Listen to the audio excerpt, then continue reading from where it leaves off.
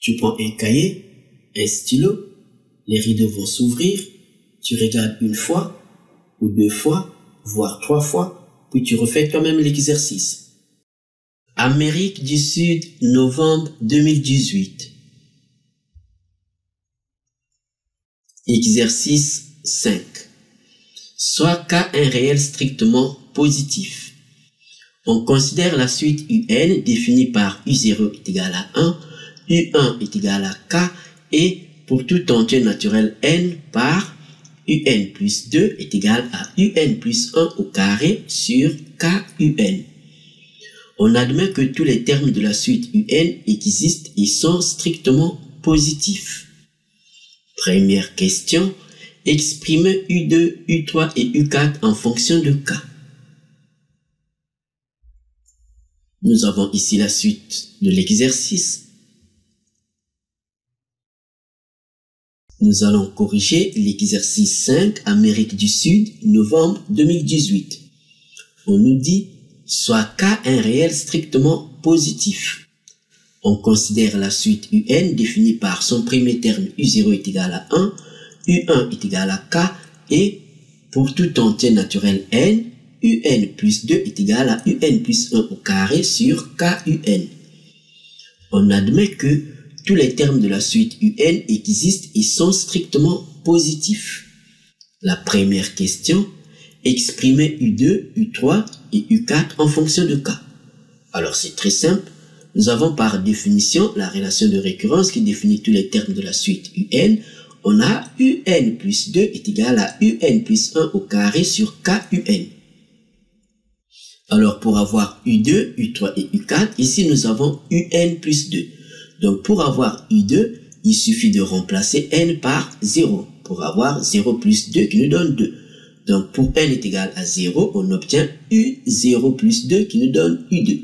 Donc on va écrire que pour N est égal à 0, on a U0 plus 2, c'est-à-dire U2, est égal à, alors à la place de N, on a remplacé par 0. Donc au numérateur, on obtient ici U1 au carré et au dénominateur KU0. Donc on a U2 est égal à U1 au carré sur KU0. On connaît U0, on connaît U1. Par définition, on a U0 est égal à 1, U1 est égal à K. Donc on remplace et nous obtenons donc K au carré au numérateur sur K qui multiplie 1. Alors K fois 1, c'est K. Donc on a K au carré sur K. On simplifie par K et il nous reste K. Donc U2 est égal à K. On fait la même chose pour avoir U3. Ici nous avons UN plus 2. Donc pour avoir 3 ici, il suffit de remplacer N par 1. Donc en remplaçant N par 1, nous obtenons donc U1 plus 2, c'est-à-dire U3, est égal à U1 plus 1, c'est-à-dire U2 au carré sur KU1. Donc on va écrire que pour N est égal à 1, on a U1 plus 2 est égal à U3, c'est égal donc à U2 au carré sur KU1. On vient de calculer U2. U2 c'est K. Donc ici, on remplace U2 par K, on obtient donc au numérateur K au carré. Donc on a K au carré sur K qui multiplie K. Pourquoi? Parce que U1 c'est égal à K. Donc K fois K c'est K au carré. Donc on obtient au numérateur K au carré sur K au carré au dénominateur. Et on simplifie par K au carré et il nous reste donc 1. Donc on a U3 est égal à 1. De même pour avoir U4, ici on a UN plus 2. Donc pour avoir U4 ici, il suffit de remplacer N par 2. Donc pour N est égal à 2, on a U2 plus 2, c'est-à-dire U4, est égal à, au numérateur on a U2 plus 1, c'est-à-dire U3 au carré sur K qui multiplie donc U2. Alors on vient de calculer U3. U3 on a trouvé c'est 1. 1 au carré c'est 1. Et U2 on a calculé, U2 c'est K. Donc on obtient 1 sur K qui multiplie K. K fois K c'est K au carré. 1 au carré c'est 1. Donc on a 1 sur K au carré. Deuxième question. À l'aide d'un tableur, on a calculé les premiers termes de la suite UN pour deux valeurs de K. Et on nous dit que la valeur du réel K est entrée dans la cellule E2. On reprend la question. Deuxième question. À l'aide d'un tableur, on a calculé les premiers termes de la suite UN pour deux valeurs de K. La valeur du réel K est entrée dans la cellule E2. Nous avons donc le résultat ici. La question, petit a, quelle formule saisie dans la cellule B4 permet par recopie vers le bas de calculer tous les termes de la suite UN? Alors, on nous dit qu'on a deux valeurs de K. Donc, on voit bien ici, K est égal à 0,9 et ici, K est égal à E, c'est-à-dire 2,7 182 818. Donc, on peut séparer le tableau en deux parties. Alors, on nous dit quelle formule saisie dans la cellule B4. La cellule B4, c'est donc l'intersection entre la colonne B ici et la ligne 4. Nous avons ici la première, la deuxième, la troisième et la quatrième ligne ici. Alors, on voit bien qu'au niveau de la colonne B, on a les termes de la suite UN. Ici, nous avons le rang, donc les indices. Pour n est égal à 0, on a U0 est égal à 1. Pour n est égal à 1, on a U1 est égal à 2,7 182 818, c'est-à-dire E. Et pour n est égal à 2, on a donc ici U2 est égal à E, c'est-à-dire 2,7 182 818. Donc, au niveau de la cellule B4, nous avons U2. Par définition, on sait que notre suite est définie par la relation de récurrence. UN plus 2 est égal à UN plus 1 au carré sur KUN. Pour avoir U2 qui est logé dans la cellule B4, il suffit de remplacer N par 0. Donc, on a vu que U2 est égal à U1 au carré sur KU0.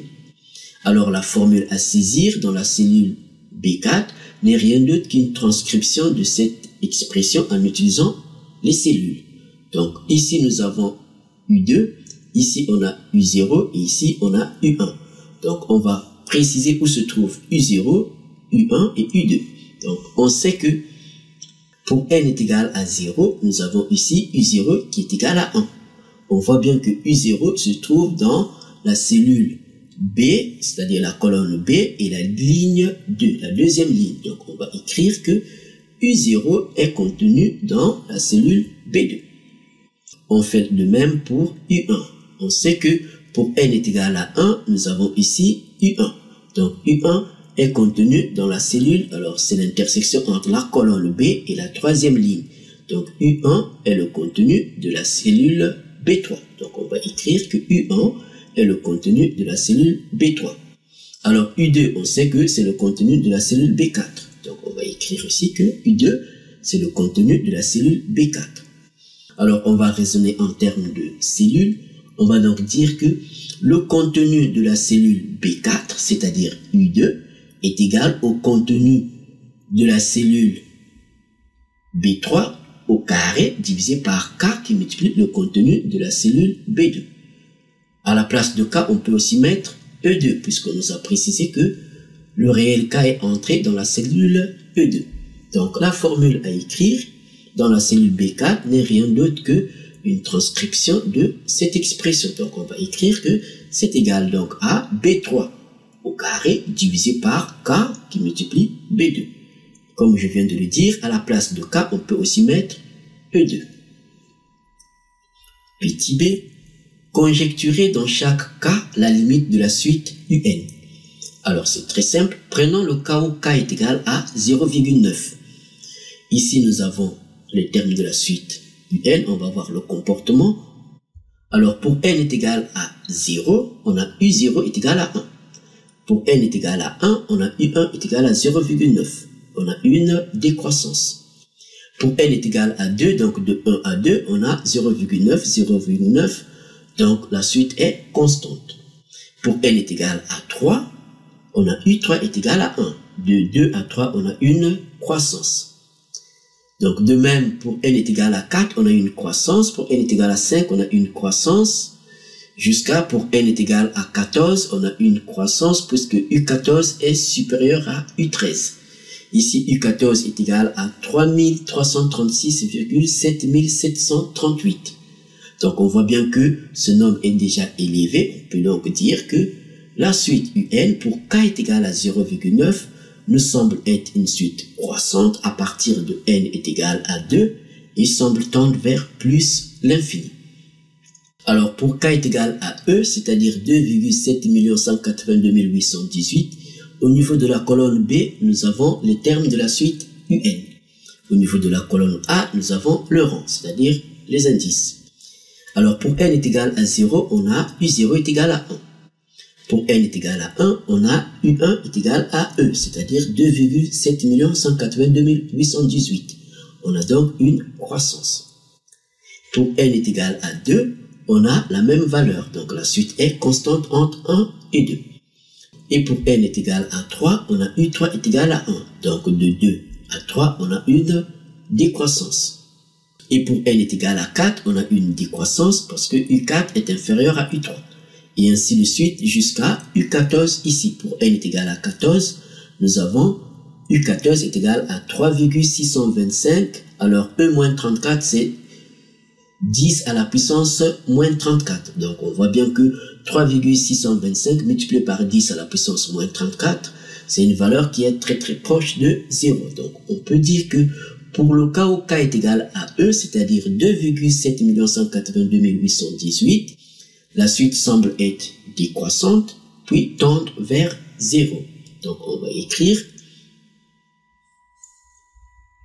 On reprend donc la question petit b. Conjecturer dans chaque cas la limite de la suite un. On vient de le préciser que pour k est égal à e, c'est-à-dire 2,7 182 818, la suite semble être décroissante et tendre vers 0. Et pour le cas où k est égal à 0,9, la suite semble être croissante et tendre vers plus l'infini. Alors, dans la suite de l'exercice, on nous dit qu'on suppose que k est égal à e. Et dans ce cas, on a donc u0 est égal à 1, u1 est égal à e, et pour tout entier naturel n, on a donc la relation de récurrence, un plus 2 est égal à un plus 1 au carré sur e un. Troisième question. On définit pour tout entier naturel n la suite Vn par Vn est égal à ln de un plus 1 moins ln de un. La question, petit a, démontrer que la suite Vn est arithmétique de raison moins 1 et de premier terme V0 est égal à 1. Alors c'est très simple, puisque nous demande de démontrer que la suite Vn est arithmétique. On sait que la suite Vn est arithmétique si Vn plus 1 moins Vn est égal à une constante qu'on appelle la raison. Donc ici la raison c'est moins 1. Donc on va simplement vérifier si la différence Vn plus 1 moins Vn est égal à moins 1. Nous avons ici par définition Vn est égal à ln de un plus 1 moins ln de un. Donc on a Vn est égal à ln de un plus 1 moins ln de un. Alors on a besoin de connaître Vn plus 1. C'est très simple. Il suffit de passer au rang suivant. Donc en remplaçant n par n plus 1, c'est-à-dire au rang suivant, nous obtenons donc Vn plus 1 est égal à ln de un plus 2 parce que ça fait ln de un plus 1 plus 1. Puis moins ln de un plus 1. Donc, on va faire la différence. On connaît leurs expressions. On va donc faire la différence. Vn plus 1 moins Vn. Vn plus 1 moins Vn nous donne donc, alors, à la place de Vn plus 1, on met son expression. Moins, alors, moins donc ln de un.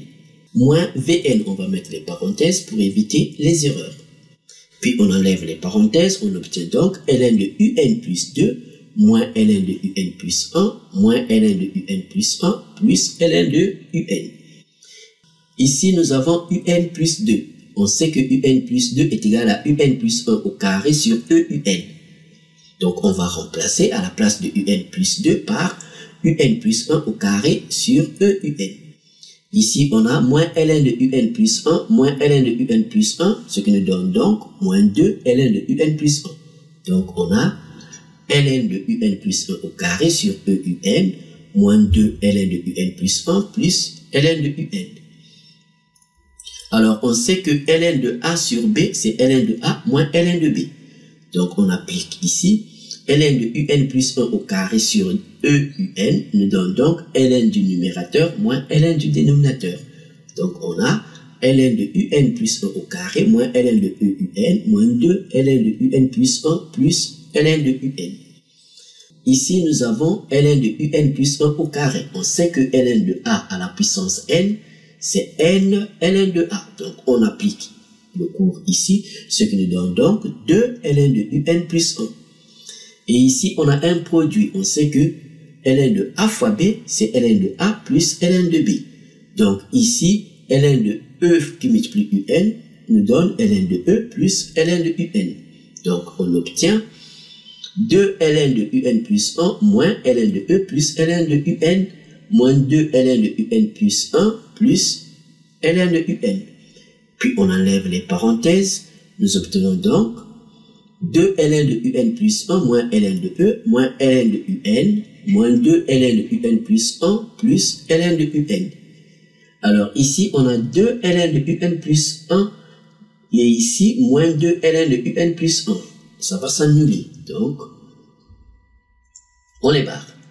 Et ici, on a moins ln de un plus ln de un. Ça va s'annuler aussi.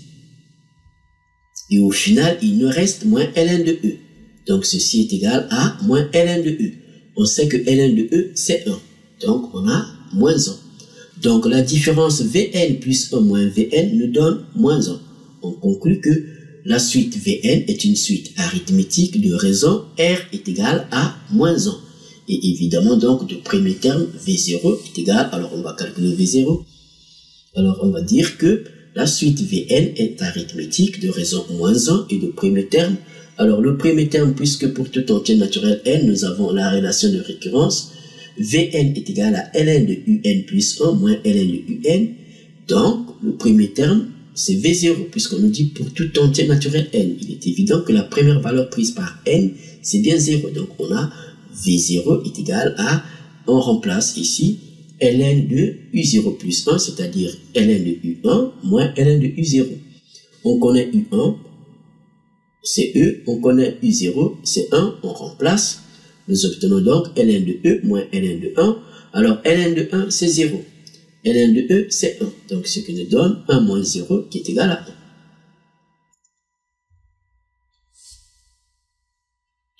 Petit b. En déduire pour tout entier naturel n l'expression de Vn en fonction de n. Alors, c'est très simple. Puisqu'on vient de voir que la suite Vn est une suite arithmétique de raison R est égal à moins 1 et le premier terme V0 est égal à 1. Donc, le terme général s'écrit Vn est égal à V0 plus NR. Donc, on connaît la formule. On applique donc la formule qui nous donne le terme général. Le premier terme, c'est V0. La raison R c'est moins 1. Donc, on remplace. On connaît V0. V0, c'est 1. Et R, la raison, on a trouvé, c'est moins 1. Donc, on a 1 plus N qui multiplie moins 1. Donc, N fois moins 1 nous donne moins N. Donc, on a 1 moins N. On a donc ici l'expression du terme général de la suite Vn. Et c'est en fonction de N. Quatrième question. On définit pour tout entier naturel N non nul la suite Sn par Sn est égal à V0 plus V1 plus V2 plus les termes intermédiaires plus Vn moins 1. La question, démontrer que pour tout entier naturel n non nul, on a Sn est égal à n facteur de 3 moins n sur 2. Alors nous avons la suite Sn qui est définie par Sn est égal à V0 plus V1 plus V2. Alors on va l'écrire que par définition, nous avons Sn est égal à V0 plus V1 plus V2 plus les termes intermédiaires plus Vn moins 1. On constate que Sn c'est la somme des termes d'une suite arithmétique. Donc, on va le préciser que Vn est bien une suite arithmétique de raison moins 1 et de premier terme V0. Donc, Sn, on voit bien que c'est la somme de V0 jusqu'à Vn moins 1. Alors, quand on compte le nombre de termes ici, nous avons, en commençant d'abord par 1, on a 1, 2, et ainsi de suite jusqu'à n moins 1. Et quand on ajoute V0, donc on constate que Sn, c'est la somme de n termes de la suite Vn et dont le premier terme c'est bien V0. Donc un petit rappel de cours, c'est la somme des n premiers termes de la suite arithmétique. Alors le cours nous dit que la somme de n termes consécutifs d'une suite arithmétique est est égal à le premier terme plus le dernier terme multiplié par le nombre de termes sur 2. Donc, on va appliquer. Le premier terme, on connaît, puisque Vn est une suite arithmétique, le premier terme, c'est V0. V0 ici. Et le dernier terme, on connaît le dernier terme de cette somme. Ici, nous avons Vn moins 1. Donc, on obtient V0 plus Vn moins 1. Et on nous dit le nombre de termes sur 2. Alors, le nombre de termes, quand on compte bien, si on commence à partir de 1, on a 1, 2, 3, ainsi de suite, jusqu'à n-1. Donc, à partir de 1, on a n-1 termes. Or, le premier terme, c'est V0, donc on obtient n termes. Donc, on applique, nous obtenons donc Sn, puisqu'on connaît le nombre de termes, c'est n, donc on a V0 plus Vn-1 multiplié par n sur 2. Alors, on connaît V0. V0, c'est 1. Vn-1, alors dans cette expression ici, nous avons le terme général de la suite Vn. Vn est égal à 1 moins n. Donc, au rang précédent, c'est-à-dire en remplaçant n par n-1, nous obtenons donc Vn-1. C'est-à-dire, à la place de n, il suffit de remplacer par n-1. Donc, Vn-1, c'est bien 1 moins, entre parenthèses, n-1. Donc, on remplace ici, nous obtenons donc 1 plus 1 moins, facteur de n-1, on ferme les parenthèses et on multiplie par le nombre de termes qui est n sur 2. Alors, on développe, donc on enlève les parenthèses, ce qui nous donne donc 1 plus 1 moins n plus 1, le tout multiplié par n sur 2. Alors, 1 plus 1, ça fait 2. 2 plus 1, ça fait 3. Donc, on obtient 3 moins n, qui multiplie donc n sur 2. Donc, on retrouve bien cette expression, c'est-à-dire n facteur de 3 moins n sur 2. Petit b, démontrer que pour tout entier naturel n non nul, on a Sn est égal à ln de un. Alors, par définition, nous avons Sn ici. Donc, on va préciser que pour tout entier naturel n non nul, on a Sn est égal à V0 plus V1 plus V2 plus les termes intermédiaires plus Vn moins 1. Alors, on sait que Vn est défini par, nous avons la relation de récurrence, pour tout entier naturel n non nul, Vn est égal à ln de un plus 1 moins ln de un. Donc, Sn ici, qui est égal à V0 plus V1 plus V2 plus les termes intermédiaires plus Vn. Donc, chaque terme ici, c'est donc la différence de ln de un plus 1 moins ln de un par rapport au rang. Donc, on va donc remplacer, puisque V0, en remplaçant n par 0 ici, nous obtenons V0 est égal à ln de U0 plus 1, c'est-à-dire ln de U1 moins ln de U0. Et pour n est égal à 1, V1 est égal à ln de U1 plus 1, c'est-à-dire ln de U2 moins ln de U1. Donc, on remplace chaque terme ici par la différence. Ici, nous obtenons donc Sn est égal à V0 plus V1 plus V2 plus les termes intermédiaires. On remplace V0, V1, V2 jusqu'à Vn plus 1 par la différence. Ici, nous obtenons donc, pour V0, on obtient donc ln de U1 moins ln de U0. Il suffit de remplacer dans cette expression n par 0. Et ici, on a V1. V1 n'est rien d'autre qu'en remplaçant dans cette expression n par 1, on a donc ln de U2 moins ln de U1.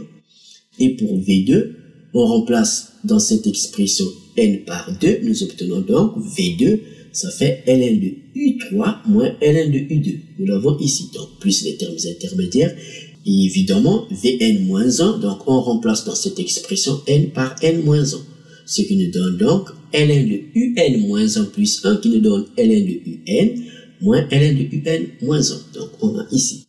Alors si on enlève les parenthèses, on voit bien qu'il y a des termes qui vont s'annuler. Ici, on a ln de U1 et ici, on a moins ln de U1. Donc, ça va s'annuler. De même, ici, on a ln de U2 et ici, on a moins ln de U2. Ça va s'annuler. Ce qui montre que ln de U3 va s'annuler aussi avec un terme parmi les termes intermédiaires. Et aussi, moins ln de un moins 1 va s'annuler avec un terme qui est parmi les termes intermédiaires. Donc, au final, il nous reste moins ln de U0 plus ln de un. Donc, on va écrire que ceci est égal à moins ln de U0 plus ln de un. On connaît la valeur de U0, on remplace U0 par sa valeur. U0, c'est 1. Donc, on a moins ln de 1 plus ln de un. Ln de 1, on sait que c'est 0. Donc on obtient 0 plus ln de un qui est égal à ln de un. Donc on retrouve bien que Sn est égal à ln de un.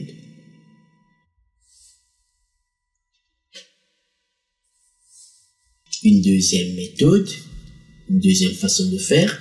Alors on rappelle que par définition nous avons l'expression de Vn qui est égale à ln de un plus 1 moins ln de un. On sait que d'après les propriétés de la fonction ln, ln de a moins ln de b, c'est égal à ln de a sur b. Donc, ln de un plus 1 moins ln de un, ce n'est rien d'autre que ln de un plus 1 sur un. Donc, étant donné que Sn est égal à V0 plus V1 plus V2 plus les termes intermédiaires plus Vn moins 1, donc pour chaque terme de la suite Vn ici, on va remplacer par ln du rapport, par rapport au rang. Donc, nous obtenons pour V0 ça va être donc ln de U1 sur U0. Donc on a ln de U1 sur U0 plus, alors pour V1, ça sera donc ln de U2 sur U1, parce qu'on remplace n par 1. Et pour n est égal à 2, V2, on obtient bien ln de U2 plus 1, c'est-à-dire ln de U3 sur U2. Donc on l'a ici. Et ainsi de suite. Donc jusqu'au terme qui vient avant Vn, c'est-à-dire Vn moins 1, on remplace n par n moins 1, on obtient ln de un moins 1 plus 1 sur un moins 1. Donc on a bien ln de un sur un moins 1. Alors ici on applique la propriété ln de a plus ln de b nous donne ln de a fois b.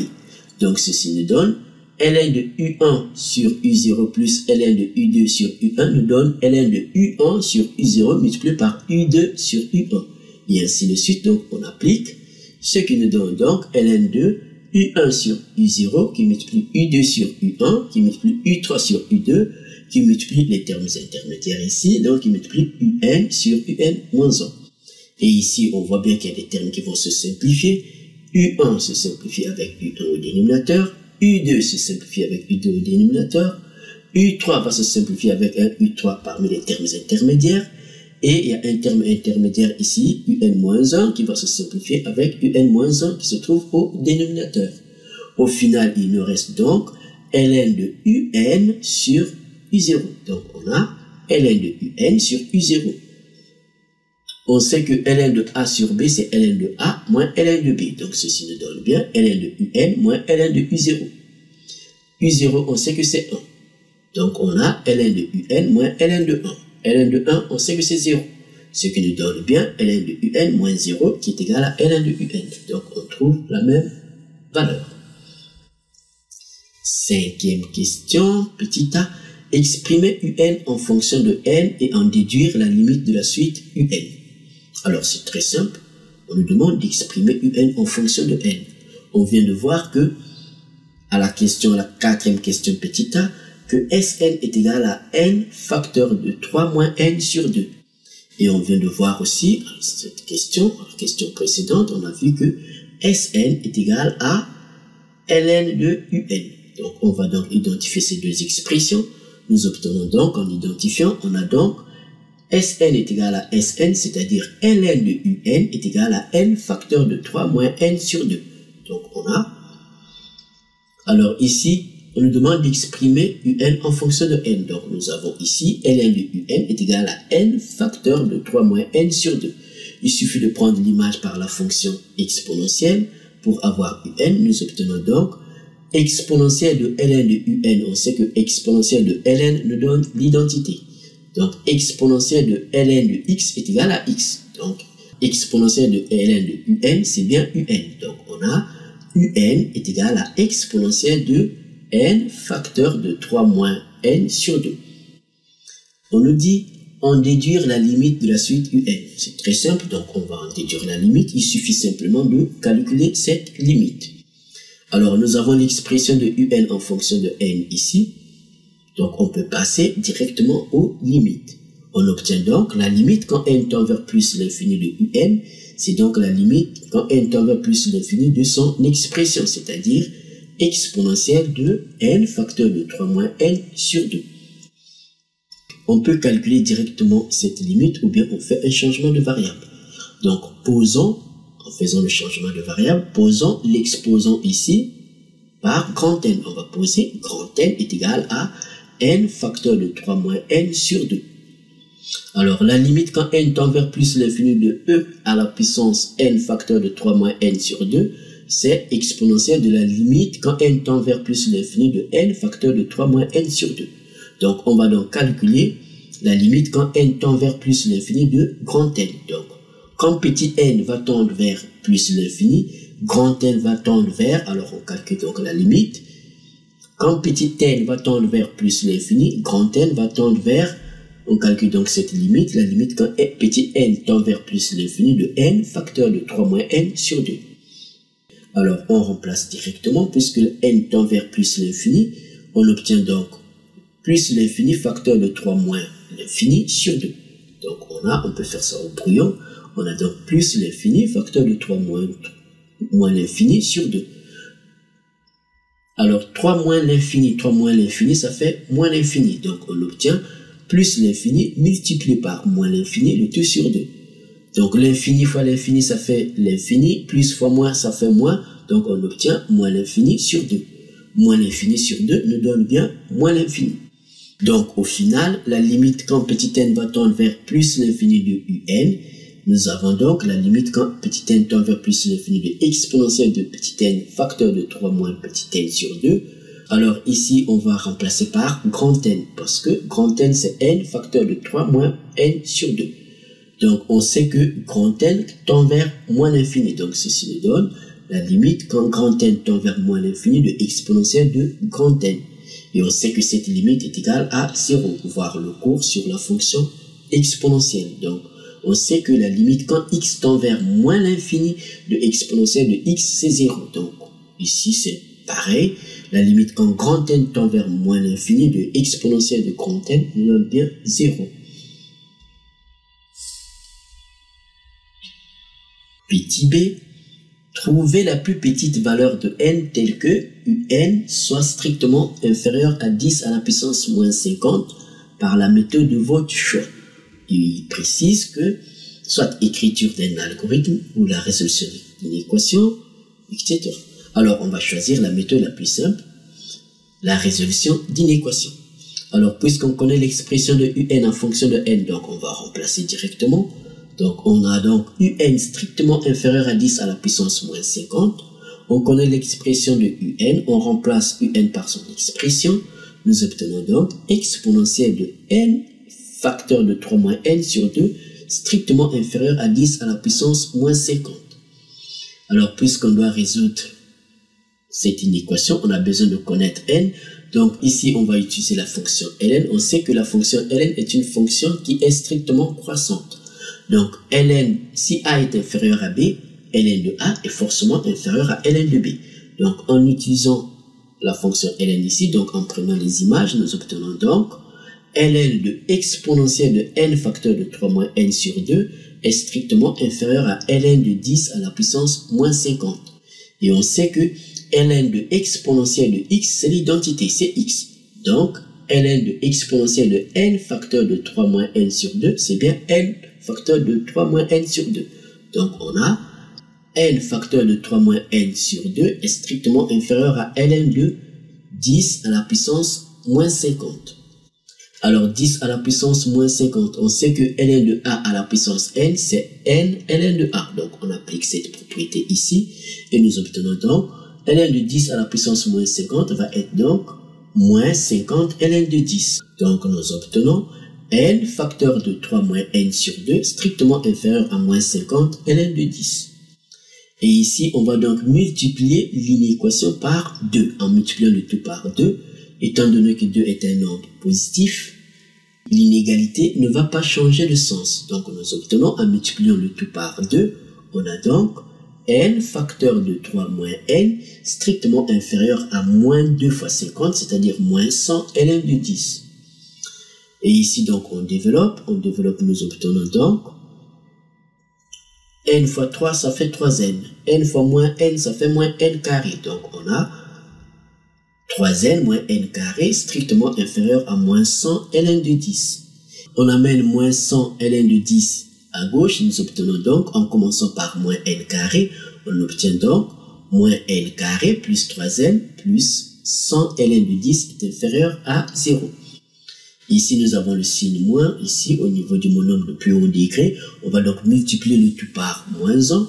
On sait qu'en multipliant par moins 1, l'inégalité ici va changer de sens. Donc, ça va être strictement supérieur. Donc, en multipliant par moins 1, on obtient n carré moins 3n moins 100 ln de 10 strictement supérieur à 0. Alors, on doit donc résoudre cette inéquation. Pour résoudre cette inéquation, on a besoin de connaître les racines de l'équation n carré moins 3n moins 100 ln de 10 est égal à 0. Donc, on a besoin de connaître les racines de cette équation. Ici, on va utiliser simplement la méthode du discriminant. Donc, on a delta est égal à b carré moins 4ac. B, c'est le coefficient de n, a, c'est le coefficient de n carré, et c, c'est la constante. Donc, le coefficient de n ici, c'est-à-dire b, c'est moins 3. Le coefficient de n carré, c'est-à-dire a, c'est 1. Et c, la constante, c'est donc moins 100 ln de 10. Donc, on remplace. Nous obtenons donc moins 3 au carré, moins 4 fois 1, qui multiplie donc moins 100 ln de 10. Alors, moins 3 au carré, ça fait 9. Moins 4 fois 1, ça fait moins 4. Donc, moins 4 multiplié par moins 100, ça fait 400. Donc, on obtient 9 plus 400 ln de 10. Et on prend la calculatrice, ce qui nous donne à peu près 930,034.